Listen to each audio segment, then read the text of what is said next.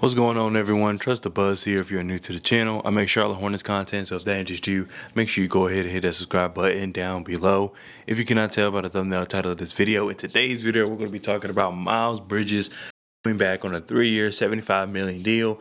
No player options, no team options, fully guaranteed, and my thoughts on that deal and kind of the ramifications of what that's going to mean for this team going forward.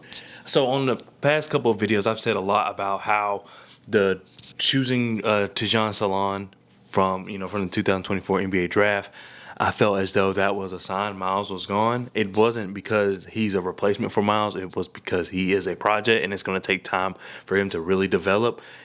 And I just didn't think that they would sign someone, to bring him back as Miles Bridges' caliber and say, okay, now let's go ahead and, have this guy who's a very developmental player with someone who is kind of like on a press for time. It's not like Miles Bridges is in his prime. He's only 26 years old, so there's still a lot of basketball left. But it's just more like for this team to go to the next step, I just didn't see how that would correlate. But they re-signed him. However, this deal to me is a good way to approach it because it's a 3-year deal. It allows Miles to get to the open market again. I'm hoping it motivates him because he didn't see the money I believe he wanted. I'm sure he probably wanted like 5 years, maybe even 4 years for a lot more money, and I don't think anybody around the league was willing to give it to him. I do have concerns that maybe the Hornets are maybe betting against themselves, but who knows until we know more information. But overall, I think it's a solid deal. It allows Miles, like I said, to lock in, try to get the money he wants, but it also allows the Hornets to be flexible.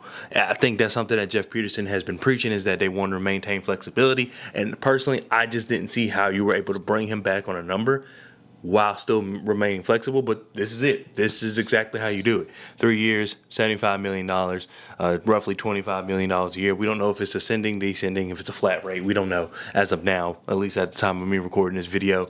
But I think that's a good way because it allows the team to grow. It allows you to pivot if the team's not going in the direction you want them to go. It allows you to pair Miles with other assets if you see yourself maybe making the jump quicker than you thought you would, and maybe Miles doesn't fit really the profile of what you're going for. It allows you to package him and other assets and move off him and bring in somebody. It allows you to do so many other things because it's just a straight up deal. There's not too many intricacies about this deal, at least from everything I've seen. So I think as far as flexibility wise, even though it may not look that way just because it is $25 million per year, we don't know exactly how good this team will be. As I've said plenty of times, he was able to do it. He was able to do it. Jeff Peterson was able to do it. So shout out to him. Shout out to his team.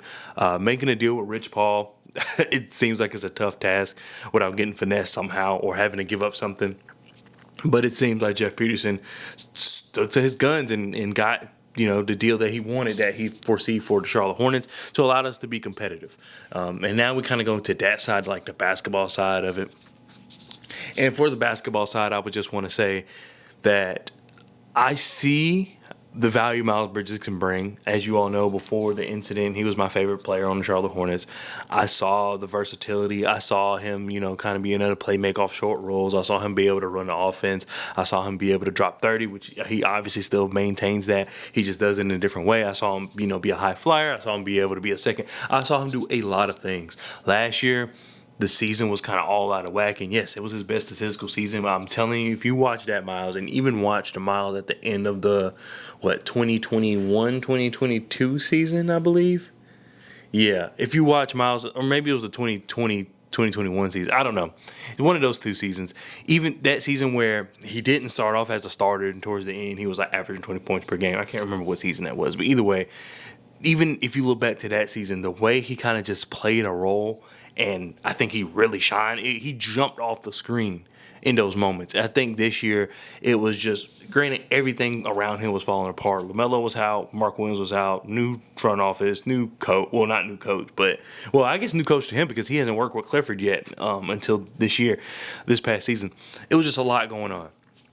And he was at most time, the roster got traded basically, and at a lot of times he was kind of just the focal point. So of course, teams gearing up to defend you is another, thing you don't have to worry about, hopefully, with a full team healthy. They are going to be concerned about you, of course, because Miles is a terrific offensive player, but it's not going to be in the same way it was this past season.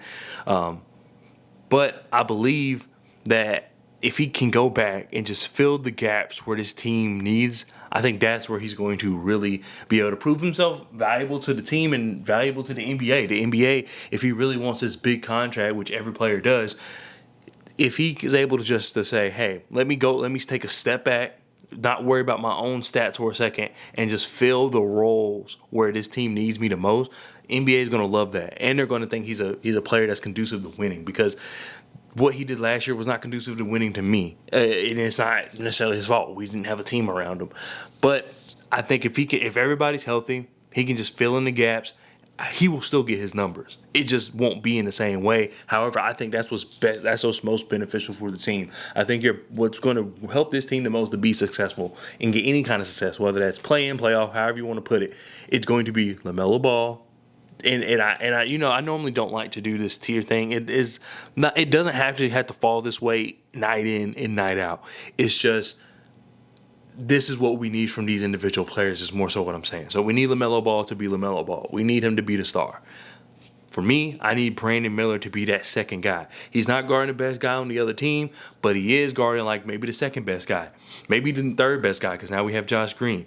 But he's also allowed to kind of move off ball, fill in the gaps offensively, hit the open shots when thrive off dribble penetration, do some things on offense himself, because we know he can put the ball on the floor and get to the rim. Just kind of be that secondary guy to LaMelo Ball. And then it has to be Miles Bridges. And then what Miles Bridges is going to be there for is to be the glue guy. He's going to be the guy to maybe guard the first best player on the opposing team, second best player on the opposing team. Then he's going to be the guy that's also a connector, where, yes, he's able to run the offense, and at times he's going to be able to. There's going to be lineups where he's going to be the focal point. But when the full starting lineup out there going as I playing, which is LaMelo, Josh Green, Brandon Miller, Miles Bridges, Mark Williams, he's just going to have to be the guy to kind of just find the holes, take what the defense gives you. And I'm telling you, with guys like Josh Green, who can shoot from three, LaMelo Ball, Brandon Miller, you're going to have your points. You may even average the same amount of points. I don't necessarily project that. I kind of project him more going 17, 18, 19, somewhere around there. It's not even a lot. He's not even a big loss as far as points. But his rebounds will stay the same, which is significant. Eight rebounds a game. His playmaking may go up to 3.5, 4. I think his efficiency will look a lot better, because he's playing into the flow instead of trying to chuck up shots, which he was doing last year. I think, and then he's going to be able to take advantage of mismatches. He's a mismatch either way. The thing is, he has to build up the possible mismatch he could be on the defensive end. So offensively, I think he's too strong for your standard small forwards. But I think he's too quick for your standard power forwards. And then on defense, I think the problem is he just may not be big enough to guard your standard power forward, depending on how they play. And then also, he may not be necessarily quick enough. Granted, he was coming off a year not playing. He may not be necessarily quick enough to guard your standard wing in today's NBA. So he's going to have to kind of build that up on defense. I think he can do it. I have all the faith in it. He has all the physical tools. I know he missed a year. He has what it takes to be the glue guy for this team. He really does. He can shoot. He can play make. He can cut. He can move off ball. He can play defense. He can be attentive. He can run the break. There's so many things he can do.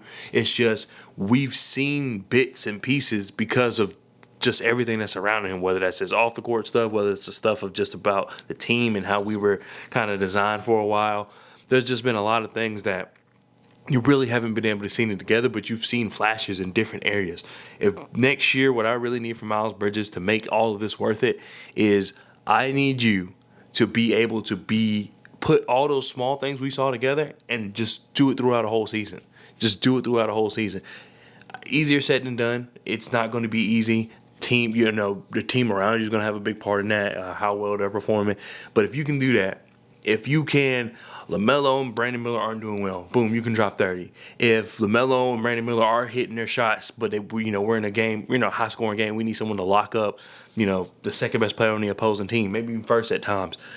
do that and then maybe not score as much. Like, there's so many things you can do. I've seen you do it. I've seen you do it in spurts. I've seen you do it for long periods of time. I just haven't seen you do it all as a collective for a while. If he can do that, I think that's going to propel this team to be where they want. If he's going to go out like he did last year and try to be the focal point, which at times he had to be, so it's not like all his fault, but try to be the focal point, settle for jumpers, settle for three-point shots without trying to move the ball. No, his game to me is based off movement. How much you move is going to be how well you impact this team. You running up and down the floor, that's going to be huge for us. You playing defense and kind of turning your defense into offense, that's going to be huge for us. That is where you're going to shine. But just simply chucking up mid-range shots and three-pointers in the half court, that's not the game I see for Miles Bridges. He just has to be that guy to kind of put this team together. He's going to be the guy to marry the, LaMelo Ball, Brandon Miller to the Josh Green and Mark Williams. You know what I mean? He's literally going to be the centerpiece of that, of kind of marrying those styles together and being able to adapt. And that's all I need from him. If he can do that, deal's well worth it, and I really do believe we could be a successful team. And success for us may look different for successes for other teams, but I think we could be a play-in team, playoff team. A lot of other things are going to have to go right. I think we do need to acknowledge the bench a little bit, which I'll have another video talking about that. But I think there's a path. I will officially say it right here. I'm not going to sit here and say this is a playoff team until they show me. And so when my predictions come out, I'm probably going to be low on them because I need to see it. But you know me, I don't care about being right or wrong. If I say they're not going to make the playoffs and they do, I'm not gonna be mad about it. I'm gonna be thrilled that I was wrong. But I just need to see them put it together. I still have my other reserves. Mark Williams missed the season, basically. LaMelo Ball missed the season. They're coming in. How is just everything gonna look? It takes time to build that kind of chemistry on the court. New coaching staff, new front office. It just takes a second. So I don't foresee. We have the talent, but it's just a little nuances is what, to me, prevents us from being a playoff team. However, the East has dropped significantly. The bottom of the East has dropped significantly. So there is a pathway for us to do it. Like I said, we have all the talent. So if we're firing off on all cylinders on those other aspects, I do believe that we could be a playoff team. It's just not easy. Those things are not easy. Doesn't matter if you're the Warriors. Doesn't matter if you're the Lakers. Doesn't matter if you're the Heat. When they had LeBron, you saw it took a second. That team was destined to be a championship team. They made it to the finals and lost. So there's just things that it takes a second when you're changing so much. Like, we have the talent. I just want to see us put it all together. But Miles Bridges he's going to be the player I'm watching the most this season. I'm already going to say it. He's going to be the player I'm watching the most this season because our success truly hangs on him. To me, it completely hangs on him.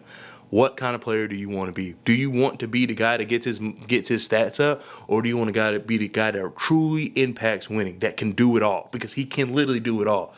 It's just sometimes he favors just kind of trying to get his bucket. I need to see him do it all. I've seen him do it before, and it worked out for him very well. And I think he still averaged 20. And I'm talking about the 2020. That was the 2021-2022 season, right? Yeah. So I saw him do it. He was successful at it. I need to see more. If he fills in those gaps, I think we're going to be a successful team if you pair along with everything else, changing around us, going the right way. I hope he can do it, and there's of course more videos going to be coming out about Miles Bridges and just the team as the offseason goes, but that's kind of just my initial thoughts. Anyway, let me know what you think down in the comment section below. I know some people are going to love it, some people are going to hate it, especially for the off-court reasons, which we haven't even talked about. I was one of the biggest advocates saying, look, if the mother of his children forgives him, there's really not much I can say. I mean, I hate to say it like this, but it's none of my business. If she can forgive him, she can move on. And she said that the team helped her. I mean, there's really, my opinion is worth nothing in that situation at that point. So, but I get both ways. I'm not gonna act like, he didn't do what he did. It just, I guess it's a thing that we're gonna have to move on. She forgave him. The team felt okay with bringing him back. Apparently they did their due diligence. So there's going to be other factors in it, but basketball-wise, he's going to be the glue for this team. So I like to see what happens there. But once again, as I mentioned, make sure you leave your comments down in the comment section below, and I'd love to hear your thoughts. And I'll see you guys next time. Peace.